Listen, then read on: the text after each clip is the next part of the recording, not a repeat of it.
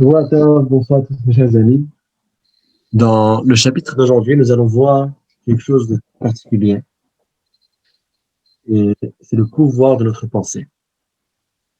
Très souvent, on pense et on a tendance de dire, bon, que notre action, le maasé, c'est une chose qui a un grand impact, mais bon, la parole aussi. D'ailleurs, la Gemara nous dit, Akimat Sfata Vemaasé. La Gemara nous dit que de bouger les lèvres, c'est aussi une forme d'action. Mais est-ce que la pensée va vraiment changer le statut pratique et halachique d'une chose? Alors, voyons voir la réponse ensemble dans le Rambam, les lois de divorce, chapitre 3. Dit le Rambam dans la halacha numéro 1, Kol get shnichtav shlo leshem ha'ish hamegaresh, ou leshem ha'ish hametgareshet, eino get. Keitzad, סופר שכתב גט ללמד או להתלמד. ובא הבעל ומצא שם שנכתב בגט זה כשמו, ושם האישה כשם אשתו, ושם העיר כשם עירו, ונטלו וגירש בו אינו גט. On a écrit un get, l'acte de divorce. Mais c'était écrit juste comme ça par un sofer. Vous savez, puisque le get, il faut l'écrire avec un sofer, c'est comme écrire une mezouza.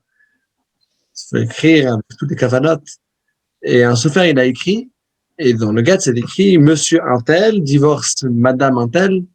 Et une personne, il passe, et il voit, il dit, mais c'est formidable. C'est pile mon nom, et puis le nom de ma femme, ça tombe bien, je voulais la divorcer. Il n'a pas le droit de divorcer avec ce get, parce que c'est écrit. La Gemara l'explique, le Rambam, il dit juste la halakha pratique sans la raison. Mais dans la Gemara, le Sechet Gittin, c'est écrit, la raison elle est parce que c'est écrit Vechatav la. Il faut qu'il écrive le get, l'acte de divorce, là, pour elle, et donc ça veut dire que ça doit être l'ishma. Ça doit être écrit à son nom. Mais ça va encore plus loin. Comme le Rambam dit dans la halakha bet, il y a teravzi, katav vekaresh et ishto, umetzao ben miro, ואמר לו, שמי כשמך, ושם אשתי כשם אשתך, ונטלו ממנו וגירש בו, אינו גט, אף על פי שנכתב לשם גירושים. Dans le premier cas de figure, la première halakha était qu'il y avait un get qui était écrit sans intention pratique pour un get. C'était écrit juste comme ça, juste pour s'entraîner. Mais le deuxième cas va encore plus loin, même si c'était écrit avec une kavana spécifique pour un vrai get en vigueur. Mais c'était écrit pour une autre personne. Là aussi, c'est pas caché. Halakha suivante, qui mêle yater alzken, mais c'est encore plus loin que ça. Mi sheyesh lo shtei nashim, shishmotehen shavin, vechatav vegaresh et הגדולה, ונמלך וגרש בו את הקטנה, אינו גט, אף על פי שנכתב לשם האיש המגרש, לא נכתב לשם זו שנתגרשה בו. On sait bien que de base, on a le droit de se marier avec plus qu'une femme. Celui qui a deux femmes qui ont le même nom. Bon. Après, la question est comment est-ce qu'elles font pour se reconnaître et se distinguer à la maison. Bon, ils se débrouillent avec des surnoms, peut-être. Bon. En tout cas, mais les surnoms aussi, il y a des fois des surnoms qu'il faut écrire dans le get. En tout cas, bref, ils se débrouillaient. Mais ils avaient le même nom. Et il a écrit, c'est ce mari-là, donc le get était écrit pour la kavana, pour ce mari. Et pour qu'il divorce sa femme, mais l'autre. Et les deux femmes ont le même nom. Là aussi, Eino get, c'est pas caché pour être un get. Maintenant, je tiens quand même à préciser une chose très importante, c'est que le Rambam, des fois, nous dit l'expression que c'est safek megurashet, que si personne divorce avec un get pareil, c'est un doute si le divorce rentre en vigueur. Des fois, il nous dit Eino get, ce n'est pas un get du tout, ça c'est l'autre extrême. Et des fois, il dit Arei ze get pasoul, c'est un get qui est invalide. Bien sûr, il y a le quatrième cas, c'est ici, c'est un get kasher. Donc, c'est pas noir et blanc, mais il y a ici des nuances de gris. Il y a le get qui est 100% kasher, le get qui est conforme. Il y a ce qui n'est même pas considéré comme un get. Et ça, c'est ce qu'on voit ici dans Salachot. Eino get veut dire que c'est pas un get du tout. Pratiquement, ça veut dire que même si une femme a reçu un get pareil, elle n'est pas du tout considérée divorcée. Elle pourra rester mariée avec son mari, il n'y a aucun souci. Et si son mari est mort, elle pourra se marier avec un Kohen, vu que la veuve, elle est permise au Kohen. Et les deux cas du milieu, il y a get pasoul et ça fait get. Get pasoul, c'est lorsque c'est invalide midrabanan. Et ça fait que get, c'est lorsque c'est un doute si le get est valide ou pas. On va voir que, en fait, la kavana et l'intention et la pensée de la personne a un impact qui va encore plus loin. Halakha numéro 4, quand il y a teralken. Amar la sefer ktov ve'eizo she'ertze agarish bo. וכתב הסופר על דעת זו, וגירש בו אחת מהן, הרי זה ספק גירושין. בכל גט שכתבו שלא לשמה, אף על פי שהעביר עליו קולמוס לשמה, אינו גט. Il dit ici deux éléments dans cette halakha. La première chose, c'est que si une personne avait deux femmes, il demande dès le départ au scribe, il dit, écris ce get, et je vais divorcer avec ce get une de ces deux femmes qui ont le même nom. A priori, tout est bon. Parce que c'était vraiment écrit pour la kavana. C'était écrit pour la kavana que ça peut être pour les deux. Alors là, dans ce cas-là, vous voyez, le Rambam, il ne dit plus l'expression que c'est pas un get. Il dit juste que c'est un safek, Hiroshima. Pourquoi? Parce qu'ici, il y a eu une kavana générale, mais pas une kavana spécifique. La kavana générale était bonne. Pour ce monsieur, pour une de ses femmes à lui. Alors, bon, c'est une discussion dans la Gemara. Est-ce qu'on dit yesh brera ou en brera? Est-ce que si j'ai une intention générale, ou si j'ai une chose que je fais de façon générale, est-ce que je peux dire ensuite, quand on découvre que ce qui m'intéressait et ce qui reste finalement ce qui est important, c'est un seul détail, est-ce que je peux dire que dès le départ, tout sera considéré comme c'était lié avec ce détail-là? Par exemple, dans ce cas-là, il avait deux femmes, il a dit, bon, c'est pour une des deux, celle que je voudrais. Si le lendemain, il décide qu'il veut divorcer la première, la numéro 1, on va dire. Alors là, est-ce que je vais dire yesh brera? Est-ce que je vais dire que dès le départ, ça montre que oui, la kavana, puisque dès le départ, c'était fait pour l'intention de un des deux, et finalement, ça s'avère que c'était celle-là. Alors est-ce que je peux considérer que dès le départ, j'avais la kavana et l'intention pour celle-ci? Est-ce que je dis yesh brera ou en brera? Bon, une discussion, c'est un grand sujet dans la Gemara. Ça dépend des questions de la Torah, des questions des Rabbanan.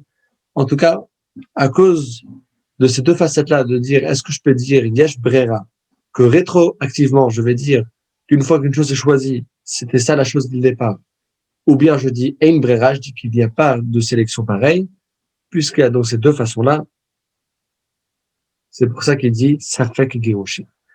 Ça, ici, c'est un doute, si elle est divorcée ou pas, et donc si c'est un doute, il faudrait qu'il redonne un autre get, mais même si elle n'a pas redonné un autre get, elle pourra pas se marier avec un Kohen, vu que il y a ici un doute, et un des deux côtés du doute, c'est peut-être elle est vraiment divorcée. Et la deuxième halakha que le Rambam nous dit dans ce même paragraphe, c'est que si un get était écrit de façon qui n'est non cachée, c'était écrit chez l'olishma, même si on a repassé de l'encre sur toutes les lettres, le get n'est pas caché. Et la question se pose pourquoi? Et la réponse, elle est très simple. Si on a une bonne mémoire. Et là, je vais faire avec vous un challenge de mémoire, vu que les participants de ce JO sont assidus. Ça fait déjà des mois et des mois qu'on étudie ensemble. Ça fait déjà depuis l'été dernier qu'on étudie le Rambam et on a passé par les lois de Shabbat. Et donc l'indice de cette halakha, ce sera les lois de Shabbat. Shabbat, c'est interdit d'écrire. Mais toutes les formes d'écriture sont interdites. La question elle est, qu'est-ce qui est considéré comme une écriture complète? Une écriture complète, ce serait une écriture sur laquelle on sera coupable et donc chayav de korban, khatat, si on a involontairement écrit, on sera chayav korban. Quand est-ce que je suis responsable de ramener un sacrifice dans le temple? Juste si c'est une écriture qui est considérée une vraie écriture absolue. Donc, c'est-à-dire, je précise bien, d'écrire même un petit gribouillis, d'écrire le moindre chose interdit Shabbat.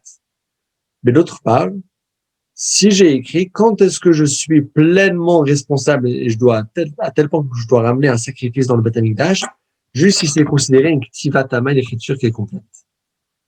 Alors, il faut écrire 2 lettres, c'est vrai, mais bon, si on écrit sur tout le get c'est beaucoup plus que 2 lettres. Si je réécris sur tout.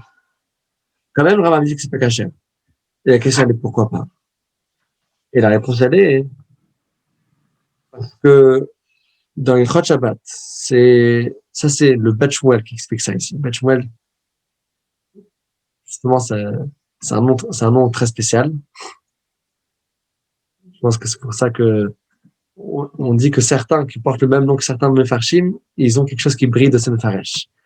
Alors, le Bet Shmuel explique, il dit, dans le loi de Shabbat, le chapitre 11, on avait appris ensemble que si une personne, il a pris un stylo Shabbat et il a écrit sur une écriture, c'est pas considéré une écriture complète. C'est interdit de le faire, mais s'il l'a fait, il sera pas chayav korban. Il doit pas amener de sacrifice de korban. Pourquoi? Parce que la vraie écriture, c'est lorsque j'écris et je forme la lettre. Mais si je rajoute de l'encre sur l'encre qui était déjà là, et la lettre, elle change rien, j'ai rien écrit. J'ai juste rajouté de l'encre sur de l'écrit qui était déjà là, mais j'ai pas écrit. J'ai juste rajouté de l'encre sur de l'écrit existant. Vous voyez la différence? Et donc, de la même façon que dans Shabbat, c'est pas considéré comme une écriture complète, là aussi, c'est pas considéré comme une vraie écriture. Et donc, le get qui était pas cachère, même si je repassais de l'encre, ça reste pas cachère. Halakha numéro 5. מי שכתב גט יגרש את אשתו ונמלך ולא גרשה, ונתאחר עמה אחר שכתבו לה. לא יגרשנה באותה הגט פעם אחרת כשירצה לגרשה. ואם גרשה באותו הגט הישן, הרי זו מגורשת. ותנעשה בו לכתחילה שנכתב לשמה, והרי ניתן לה עתה ועדים כהלכתו. ולמה לא יגרש בו לכתחילה? גזירה שמה יאמרו גיתה קודם לבנה. Une personne qui a écrit un guet pour sa femme, mais après, il a regretté, non, elle est bonne, j'étais juste coléreux, je reste avec ma femme. Et ils sont restés ensemble. Et après, ils décident, au bout d'un certain temps, ils décident, non, finalement, j'avais raison, il faut la divorcer. Je veux la divorcer. Est-ce qu'il a le droit d'utiliser le même guet? Alors, Rambam dit, il n'a pas le droit. Pourquoi pas? Parce que sur le guet, il y a une date également. Donc, la date, si la date, c'est de l'année 5781, et ensuite ils sont restés ensemble pendant 3 ans, et il y a un enfant qui est né durant ce temps-là. Alors les gens vont dire, ah, cet enfant-là, il est né après le divorce. Vous voyez, on a ici un document officiel, c'est écrit l'acte de divorce de l'année 5781, et vous voyez, il y a cet enfant-là qui est né en 5783. Alors, faut pas que ça arrive à des situations pareilles qui sont pas plaisantes. Il n'a pas le droit de divorcer avec ce guet, mais s'il a divorcé, c'est cachère, vu que le guet n'a aucun souci, le guet de soi, il était fait avec la kavana pour lui et pour elle, et c'est un guet cachère. C'est juste que les chachamim, ils le disent qu'il n'a pas le droit de divorcer avec, mais s'il a divorcé avec, le guet en lui-même, il est cachère. Et donc, il est valide. Halakha 6, Amar la sefer ktov get לפלוני דהיה עמי לכשאשאנה אגרשנה בו ונכתב ונשאה וגרשה בו אינו גט מפני שלא הייתה בת גירושין ממנו כשנכתב גט זה ונמצא כנכתב שלא לשם גירושין. אבל אם אמר לו כתוב אותו לארוסתי לכשאשאנה אגרשנה בו הכנסה וגרשה בו כאשר כתבו לידים טוב אחר שאיבמה גרשה בו הרי זה ספק גירושין הועיל ואין האישה גמורה כשכתבו. Alors là, ici parle de 3 scénarios qui sont proches dans l'idée, mais qui auraient une halakha et un verdict différent. Une personne, un peu difficile à comprendre, mais il a décidé qu'il veut avoir le remède avant le problème, entre guillemets, et donc, avant le mariage, il a déjà hâte, il veut déjà préparer un guet. Le guet est déjà là dans le tiroir, et s'il faut, boum, il donne le guet est tout prêt. Alors, il va voir le sofer, il dit au sofer, écris-moi un guet pour telle femme, lorsque je la marierai, je pourrai la divorcer. Et le guet était écrit donc avant le mariage. Est-ce que c'est cachère? Il y a 3 variantes différentes. S'il n'y avait pas eu de mariage du tout, ni mariage et ni kiddushin, alors là, le guet n'est pas cachère, parce que le guet, il doit être écrit de façon que le guet est écrit avec une kavana lishma. Une kavana lishma veut dire que c'est une kavana, mais qui est pratique. Et là, c'était pas encore une chose qui était possible de divorcer la femme, puisque la femme n'avait aucune relation avec lui. Si par contre, il y avait déjà eu kiddushin, il a déjà donné la bague, même s'ils n'ont pas encore fait les souïnes, ils n'étaient pas sous la roupa, ils sont pas entrés dans la maison ensemble, il a juste donné la bague, alors là, il y a déjà ici un lien, et donc, il peut déjà écrire le get pourra déjà être considéré kasher. Si c'était, troisième scénario, une yebama, alors la yebama, c'est la femme de son frère qui n'a pas eu d'enfant, que soit il fait khalitsa, soit il fait iboum, mais elle a un certain lien de mariage avec lui, mais pas un lien qui est complet. Alors là, dans ce cas-là, ça fait que Giroshin, s'il a écrit un get déjà dès le moment que son frère est décédé, avant qu'il s'est marié avec la femme de son frère, il n'a pas eu d'enfant, et donc, dans ce cas-là, c'est un safek Giroshin. Alors, qu'est-ce qu'on fait? Alors, il faut écrire le get pour la kavana, pour cet homme-là, pour cette femme-là, et on est tellement limité finalement.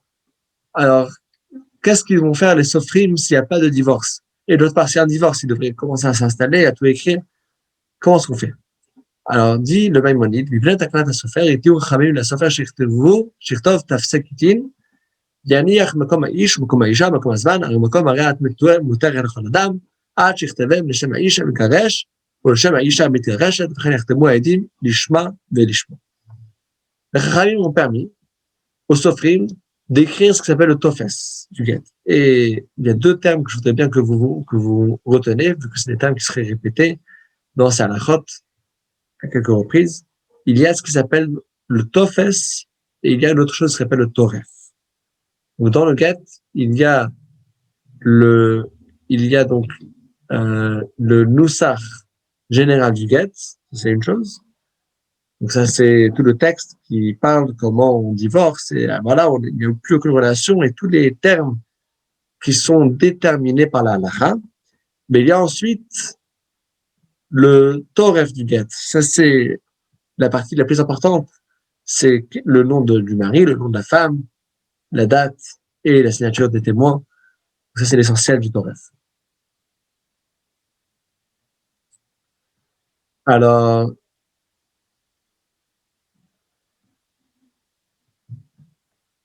dans ce cas-là, les Chachamim ont dit que, puisque l'essentiel du get, et le get n'est pas kasher si on n'a pas écrit ces choses-là, le nom de l'homme, le nom de la femme, alors on peut écrire le tofes du get sans remplir ces conditions-là, sans remplir les noms, etc.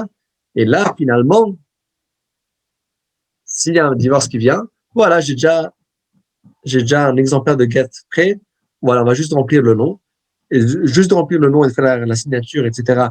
avec la kavana, c'est suffisant. Alors, Halakha 8 nous dit, dans ce sujet-là, justement, Sofer shkatav haget lishma velishmo kehilchato. Vechatmu ha'edim shelo lishma.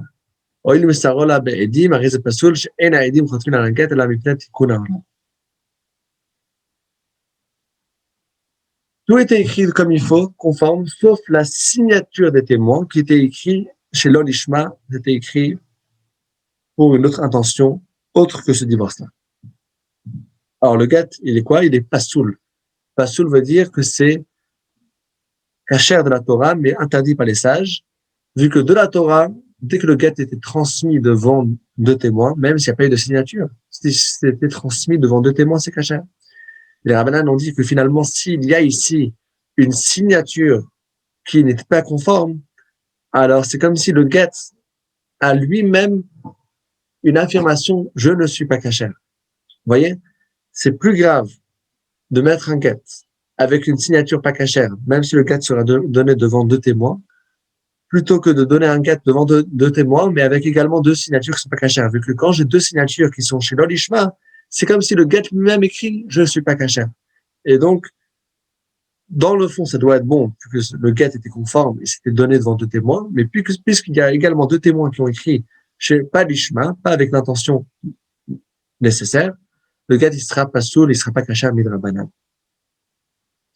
À la tête, יש מי שאומר שאם חתמו עדים שלו לשמה, הואיל וכמזויף מתוכו הרי זה גט בטל, לכן אם היה צריך אחד מעדיו פסול שהיה בו עד אחד בלבד כשר, אף על פי שנמצא בעדים הרי זה בטל, ולא יראה לי דבר זה אלא כמזויף, לא מזויף ודאי, הואיל ונמצא בעדים כשרים אז זה פסול מדבריהם.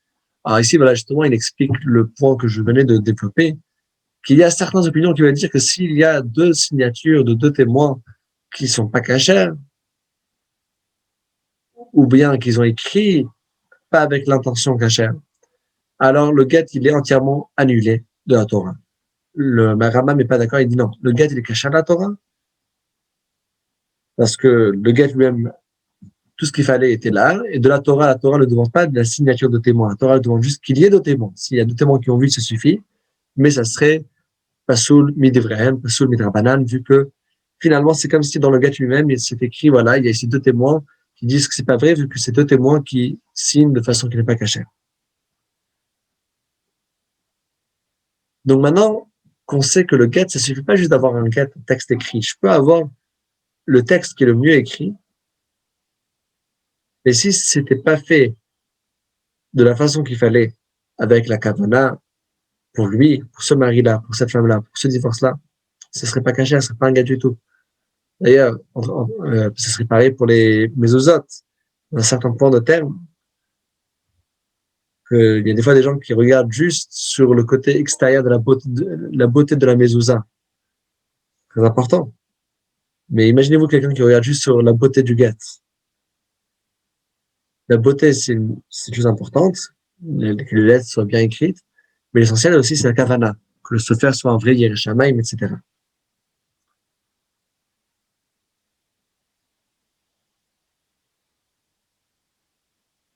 Alors, sur cela, justement, le Rambam nous dit, dans la halacha Yud, המביא גט עבד ממנו מצאו, אם עבד ממנו במקום שאין השיירות מצויות, אפילו מצאו לאחר זמן מרובה, הרי זה בחזקת הגט שעבד ממנו והוא הגט הנמצא ולהתגרש בו. Une personne qui a ramené un get, voilà, il a écrit le get, il a tout fait comme il fallait, mais il a oublié le get quelque part, il a perdu, mais il a perdu et c'est exactement c'est un endroit où il n'y a pas de passage. Donc, et il le retrouve. Voilà, le get est considéré kasher, je considère que c'est le même get qu'il a perdu, c'est celui qu'il a retrouvé. À la 11, par contre, que ici, Avad, même comme Shashayarot Mitsuyot, אם מצאו מיד, ועדיין אדם מן העוברים, שמצאו בכלי שהניחו בו, ויש לו טביות עין ברחוב בו כשל הגט, כשיהיה כרוך, הרי הוא בחזקתו, ותתגרש בו. Si c'est un endroit où il y avait beaucoup de passages, ça dépend si ça a trouvé tout de suite ou pas. Si ça a trouvé tout de suite, ça peut tomber et je retourne, il le prend avant qu'il y ait des gens qui passent par là-bas, ou bien il l'a trouvé dans un ustensile et il a une reconnaissance, il sait comment reconnaître. Voilà, ça c'est l'ustensile, c'était le mien, c'était posé ici de telle façon. Je suis certain que c'est mon ustensile et que c'était posé voilà dans cette bouteille. Alors là, c'est que cher et sinon c'est pas sûr.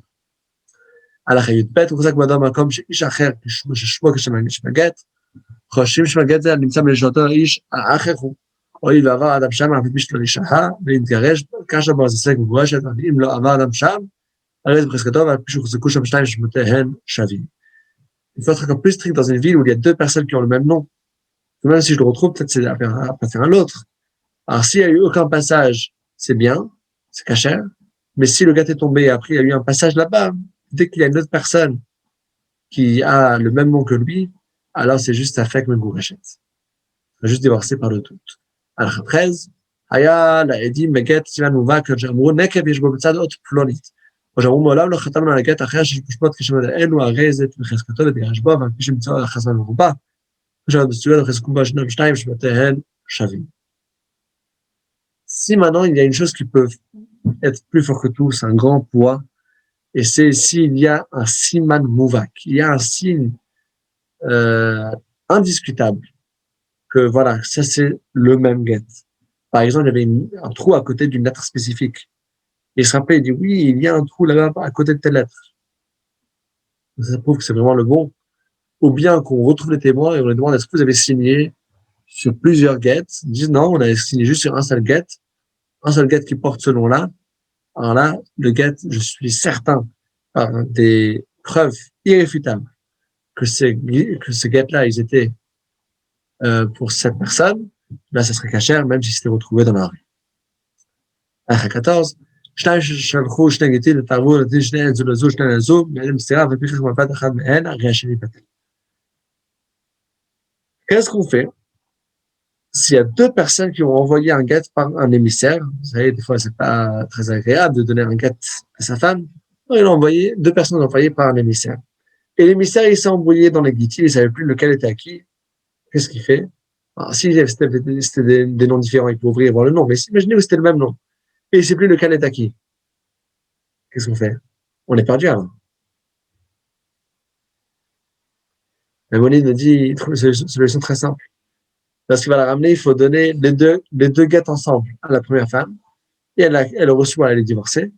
Et après, il va le reprendre, il va donner les deux guettes à la deuxième femme. Et elle sera aussi divorcée.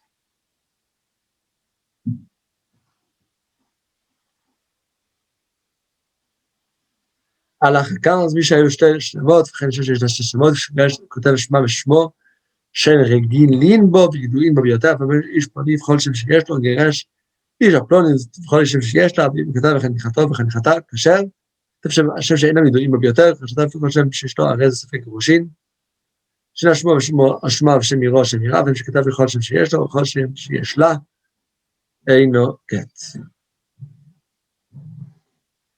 Alors, celui qui avait deux noms. Quel nom est-ce qu'on écrit dans le get? Pareil, la femme. On écrit le nom qui était courant et le reste, ce sera là pour, on écrit ce nom-là et tous les autres noms qu'il a. Si on écrit un autre nom qui était plus rare que personne n'appelait avec ce nom-là, c'est un giroshin par le doute uniquement. Qui est caché à écrire le get, vu qu'on a dit que le get doit être écrit avec la kavana, c'est pas juste écrire, c'est pas juste machinal. Ça peut pas être imprimé par une machine. Un get, il doit être fait avec une kavana. Alors, qui peut l'écrire? qui le ramène dans la 16, הכל כשנכתוב את הגט, אפילו חוץ לחמישה גוי ועבד וחרש שקטן קטן, אפילו האישה עצמה כותבת את גיטה. חרש שתעבד לעבודה זרה, או שמחרש לעבוד פרהסיה, הרו כגוי לכל דבריו. Tout le monde peut écrire un get, pas juste le grand sadique David, chacun peut écrire, à part un goy, un esclave, un sourd-muet, un fou et un petit. Même la femme elle-même qui se fait divorcer, elle peut écrire son propre get. Pas très sympa de la faire écrire, mais bon. Si on parle de droit de la femme, elle peut écrire également son propre get. Un juif qui s'est converti pour l'idolâtrie, ou bien qui transgresse Shabbat ouvertement, alors là, il n'a pas le droit d'écrire un get non plus. Alors, 17, ולמה כותבים לו חמישה, שצריך לכתוב בשם האיש המגרש, שהאיש המגרש את הגוי על דעת עצמו, הוא כותב, אחרי שהוא קטן, מלידת, העבד למתות קטין לקידושין, ולפיכך הפסוק לא לחברה, וכל דבר בגט החמש האלו, אלא גט שחתמו בו, et les chérim, nous sommes là, chérim. 5 personnes là. Alors, le goy, il fait jamais avec la même pureté de conscience pour la mitzvah, puisqu'il n'a pas la mitzvah. Le sourd-muet, le fou et le petit, aussi, ils n'ont pas de conscience. L'esclave, il n'a pas les mêmes halachot, les mêmes mitzvot pour les divorces, donc il est comme le goy par rapport à ça. Si un de ces 5 personnes a écrit un get, et après c'était signé et tout ça, tout était conforme par des témoins cachers, le get n'est pas un get. Alors, 18, כתב אחד החמישה, תופס הגט לפני מקום התורף, שמקום האיש, מקום האישה, מקום הזמן, ומקום הרי את מותרת לכל אדם, מוכתנה בפיקח, הגדול הישראלי לשמה, הרי זה גט כשר. Maintenant, on a parlé avant qu'il y avait le tofes et le toref. Tofes, c'est le noussar, c'est l'expression que la halakha demande qu'on écrit dans le get, et le toref, c'est l'essentiel du get, les noms des personnes, les dates. Alors, si il y a un de ces 5 personnes qui a écrit le tofes, il a laissé le toref. Et ça, c'était un juif qui était après par mitzvah, qui a écrit avec une kavana lishma. Dans ce cas-là, le get est caché. Alors, 19, מותר להניח רשת לקטן, לכתוב תופס הגט, לכתחילה, והוא שגדול לבן הגבן, הרי העבד הכותבים לכתוב את לכתחילה, אפילו ישראל לבן הגבן, שלתיאור לכתוב תפסי גטין של לשמה לכתחילה, אלא בני תקנת הספר כמו שבאן. Il dit, malgré cela, les khatkhila, a priori, on n'a pas le droit de laisser un goy ou un esclave écrire un get pour nous, même si c'est juste le tofes. Ça qu'on a permis d'écrire le tofes du get et après de compléter juste les détails personnels. Ça, c'était juste un arrangement qu'on a fait pour faciliter pour les sofrim. Mais de base, il faut que ce soit écrit avec un minimum de lishma. Donc, ce qu'on considère, comme le Farshim explique dans cette halakha, que le juif qui écrit, que c'est un juif qui a déjà par mitzvah, qui l'écrit comme il faut, même s'il écrit le tofes, il écrit l'exemplaire, et il laisse les petits blanks, mais il a une kavana générale qui veut faire les mitzvot. Et donc, c'est kasher. Le goy, l'esclave, il n'a même pas cette kavana. Et donc, pour lui, ce serait pas kasher. Bediavad, a posteriori, s'il a écrit un tofes, on peut compléter et l'utiliser pour le toref. Mais Khatrila, c'est sûr que c'est interdit de faire. Allah Khaf, à côté de Shabbat, ביום הכיפורים לשגגה, נתנו לה ארז מוגרשת, כתבה לחתמו ביום בזדון, ונתנו לה מוגרשת, שהילדים פסולים מן התורה, כתבה ביום טוב בזדון, ניסה להם ילדים שירים ביום טוב, הרי זה גט פסול. Une personne qui a écrit un gâte le jour de Shabbat, ou Yom Kippour, involontairement, et il a donné, le divorce fonctionne. S'il a donné, par contre, volontairement, un problème, puisque les témoins, c'est pas des témoins cachers, c'est des témoins qui sont des gens qui profanent Shabbat et Yom Tov volontairement, et donc s'ils ont signé, c'était Mechalel Shabbat, et donc ils seraient plus valides pour être des témoins, pour s'assurer qu'on fasse le guet comme il faut, conforme à l'halakha, puisque eux-mêmes ne respectent pas d'halakha très importante. Ils ne peuvent pas être des témoins pour témoigner que quelque chose était fait conforme à l'halakha. Alors, si c'était écrit, signé Shabbat pendant Yom Tov, c'est un problème. Mais si c'était écrit pendant Yom Tov et c'était ensuite donné devant deux autres témoins, et on l'a déjà mentionné avant dans ce chapitre-là, que de la Torah, l'essentiel, c'est pas qu'il y ait une signature de témoin, mais c'est juste qu'il y ait deux témoins. J'ai donné devant des témoins, c'est suffisant. Et devant deux témoins que eux n'ont pas transgressé Yom Tov, alors là, le guet, il sera pas soul, il sera caché à la Torah, vu que c'était écrit comme il fallait. La signature, elle n'est pas cachée, vu que c'est une signature qui était faite avec des témoins qui transgressent Shabbat et Yom Tov. Mais c'était donné devant deux témoins cachés, deux autres témoins qui n'ont pas signé.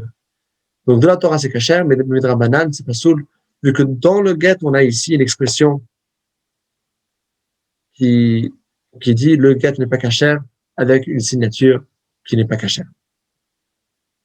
Zakou Baruch. Bravo à tous. La participation dans ce grand shiur dans lequel on a vu l'importance de la kavana de chaque chose. La kavana peut faire une chose cachère, ou des choses pas cachères. Et je profite pour passer aux questions. On a reçu une question avant, pour le shiur, sur la halakha 5. Alors, dans la halakha 5, c'était le cas qu'une personne a écrit un guet, caché à 100%, et après il a regretté le divorce. Non, je veux pas divorcer la femme. 3 ans plus tard, il veut divorcer la femme. Alors, le guet, il est caché, vu que le guet était bien écrit. Néanmoins, les Chachamim ont dit que le Khatrila, il n'a pas le droit de divorcer avec. S'il a divorcé avec, c'est un divorce. Mais il n'a pas le droit de divorcer avec, pourquoi pas? Mais il plaide la Kanat Avalat pour pas que les gens ensuite disent sur un enfant, si un enfant est né pendant ce laps de temps de 2 ans, 3 ans, 4 ans, 5 ans, un enfant est né, mais sur le guet, il y a déjà une date. La date est la date de l'année X, et là, il y a un enfant qui est né de l'année Y. Un enfant qui est né à l'année Y, les gens vont se dire sur lui, il est né d'une façon qui n'est pas très cachère. Parce que la mère est déjà divorcée. La preuve, c'est qu'il y a ici la date du divorce qui était plus tôt. Alors, la question qui était écrite, qui était demandée, c'est pourquoi est-ce que c'est un problème? Ça serait plutôt son problème qu'il ait le choix de l'utiliser ou non. Et c'est une question très importante parce que vu que ça va me donner une hashkafa générale, comprendre les lois des mariages et des divorces, est-ce que c'est son problème? Non, c'est pas juste son problème. Déjà, dans ce cas-là, il y a une influence directe sur son fils, le pauvre. Son fils, après, vous imaginez, toute sa vie, il va vivre avec une tâche sur lui. Parce qu'on va dire, oui, lui, il est né des parents qui n'étaient pas vraiment mariés. Vu que voilà, la date du guet, elle est 2 ans avant qu'il est né. Alors, pour éviter ce cas-là, c'est pas juste une chose personnelle. Ça a des répercussions sur les enfants. Et donc, les Khamim ne permettent pas de faire des bêtises avec les mariages et les divorces. Vous savez, il y a l'histoire qu'on raconte qu'il y avait une personne qui avait loué sa cabine au bord d'un grand bateau. Il y avait une croisière de 10 jours, croisière cachère, bien sûr. Et là-bas, c'était magnifique. Et on entend des bruits bizarres dans la croisière. On vérifie qu'est-ce qui se passe. On observe que les bruits viennent d'une direction spécifique. On arrive là-bas. Et on entend des coups de marteau. Le capitaine ne comprend pas ce qui se passe. Il ouvre la porte et il voit qu'il y a ici personne, un des clients qui est en train de faire un trou dans le bateau. Alors il dit, mais qu'est-ce que tu fais? Tu vas faire couler tout le bateau. Alors il dit, mais j'ai loué cette pièce, j'ai loué cette cabine. C'est ma cabine. De quoi est-ce que tu te mets de ce que je fais? C'est mon choix. Vous voyez, quand on fait les mitzvot, les Chachamim, ils nous disent comment bien faire les choses. C'est pas juste mon problème de mal faire les choses, c'est pas mon problème. C'est un problème qui, déjà ici, sera directement sur les enfants. À part ça, les Chachamim, ils veulent pas qu'on fasse les choses de façon problématique. Et à la question suivante, alors, ça se réfère sur le cas de figure dans lequel une personne écrit le get avant le mariage. Alors, si c'était avant le mariage, il n'y a eu aucun acte de mariage qui était fait, même pas les kiddushin, le get n'est pas caché. Voilà, la femme, elle n'aura rien besoin de savoir, de toute façon, parce que de toute façon, le get ne sera pas caché. Et si le mari était très intelligent, c'est entre donner la bague et le mariage final, les nisouin, qui sont selon certains avis lorsqu'on est sous la roupa, et selon d'autres avis lorsqu'on rentre dans le cheder yichud, lorsqu'on rentre dans une pièce ensemble, après la roupa.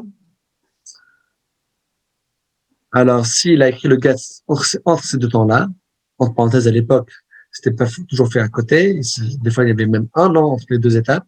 Alors là, le get, il serait kasher. Est-ce que la femme saurait à quel moment c'était écrit? Pas forcément. Ça change pas si elle sait ou pas. Le get, c'est la responsabilité du mari de l'écrire et de le faire et de le ramener à la femme. C'est le mari qui doit donner le get à la femme et pas la femme au mari.